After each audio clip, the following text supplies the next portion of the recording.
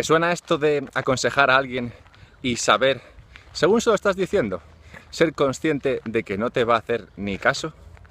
Bueno, esto suele pasar y es básicamente porque no eres muy persuasivo. Y es que ser persuasivo es muy complicado. La técnica que yo más utilizo es la de la repetición. Por eso hay un vídeo cada día. Pero la idea es que si me escuchas a mí muchas veces, a mí no me harás ni caso, pero al final algo dentro de ti hablará contigo mismo y a ti sí que te escuchas. Así que esta funciona bien, pero lleva un rato. Así que por eso voy a tratar hoy otras formas de persuasión, otros trucos para conseguir que el mensaje llegue.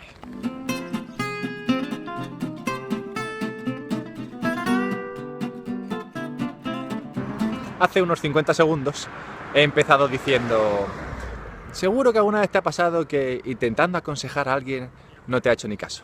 Bueno, pues de haber tenido ese intercambio en directo, lo más probable es que tú hubieses dicho: sí, me ha pasado, porque a casi todo el mundo le ha pasado.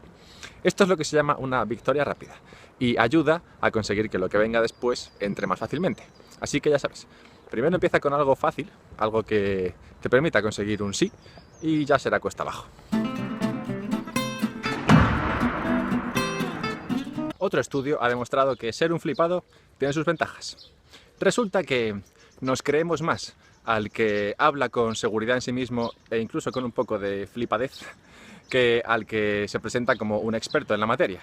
Por ejemplo, si estás en una presentación y la persona encargada de transmitir y comunicar el mensaje empieza: bueno, yo creo que esta técnica pues debería funcionar, ¿no? Tú intenta hacerlo y bueno, pues luego espera que funcione bien. Pues sorprendentemente esto no nos entra demasiado bien. Y preferimos a alguien que tenga las ideas más claras, en plan de haz esto y ya está. Si haces esto, funcionará. Yo la verdad es que soy más del creo y el opino y el pienso. Pero bueno, hay estilos. Otro truco es jugar con la velocidad de la presentación. Así, las partes con las que no creas que van a estar muy de acuerdo, las debes cubrir rápidamente y pausar en las partes en las que creas que sí que van a estar de acuerdo. Así, por ejemplo, yo diría: creo que deberías estar trabajando en lugar de estar perdiendo el tiempo viendo vídeos. Eso lo diría rápido y luego, pues con más detenimiento diría: pero claro, sé que tú eres suficientemente inteligente para discernir entre vídeos didácticos y entretenidos que sí merecen tu tiempo y los que no. Algo así.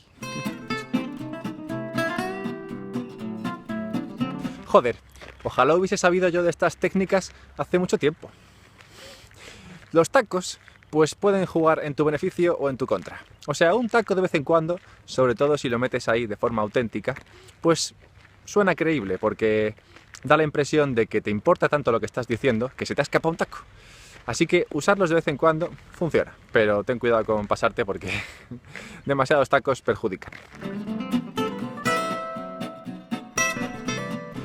No hay ningún tema en este mundo que no tenga inconvenientes. Si te están contando cualquier milonga y solo escuchas ventajas, tu cerebro está pensando: vale, algún inconveniente hay y no me lo están contando. O sea que debe ser bastante malo si me lo siguen ocultando. Por ejemplo, te podrías suscribir a este canal, porque sí, hay un vídeo diario en el que puedes aprender cosas, mejorar tu vida, no sé, descubrir cosas interesantes, pero tendrías que verme la cara todos los días. Bueno, o todos los días que quisieras verme. En serio, o sea, ni mi novia está suscrita. Finalmente, recuerda que los mensajes positivos entran mucho mejor que los negativos. O sea, que no le digas a alguien que es idiota. Prueba a decirle que hay inteligencia en él, solo que le cuesta mostrarla. Ese mensaje será aceptado mucho más fácilmente. Bueno, ese igual no, pero ya me entiendes.